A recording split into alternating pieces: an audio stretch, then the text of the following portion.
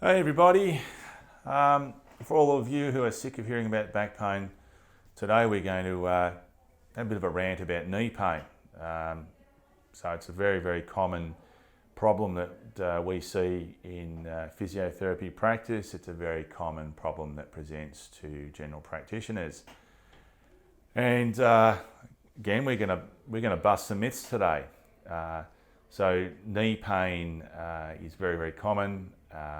We see it a lot in teenagers, but right through life, right up to people in their 80s and 90s. But believe it or not, the vast majority of knee pain does not need an X-ray, it does not need an MRI, and does not need surgery. So one of the things we need to understand about knee pain is how it comes about and what to do about it. So quite simply, people who succeed in getting rid of knee pain or controlling knee pain, and this is what I observe in my practice, and certainly the research backs this up, and there's been a little bit of this in the media lately as well. So most commonly, if you present with knee pain, you'll be given an X-ray. But believe it or not, it's next to useless. It doesn't help you. It doesn't help diagnose you either. Certainly you'll see things like a bit of wear and tear, some arthritis and whatever. But on the whole, the vast majority of X-rays for knee pain are a complete and utter waste of time. Certainly there are some specific cases where it's a good idea to do an X-ray. But that's also based on your history, how old you are and how your pain might present. But I would guess that well over 80-90% of knee pain presentations don't need an X-ray, and they certainly don't need an MRI. MRI, or magnetic resonance imaging, is overused in knee pain. It will certainly show some beautiful three-dimensional pictures of your cartilages and ligaments and whatnot. But at the end of the day, the only reason I do an MRI for a knee problem is that I'm absolutely certain this patient needs surgery. Now, after 25 years of practice, I've suddenly realised that a lot of people who've had arthroscopic surgery, which is where they put a little camera in your knee and the surgeon goes in and does a nice little clean-up, trims the cartilages and whatnot, is not required. And certainly long-term studies have shown that whether or not you have a knee clean-up or not, it doesn't make any difference. The patients who do the best with knee pain, now this is knee pain due to arthritis, which is wear and tear or torn cartilages, or due to a kneecap problem where the knee's not tracking properly in its groove.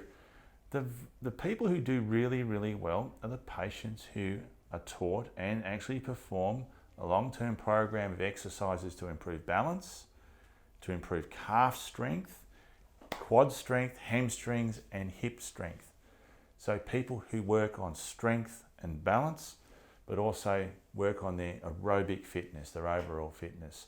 So the way to control knee pain is not through surgery, it's not through having scans, and it's certainly not through anti-inflammatories or painkillers.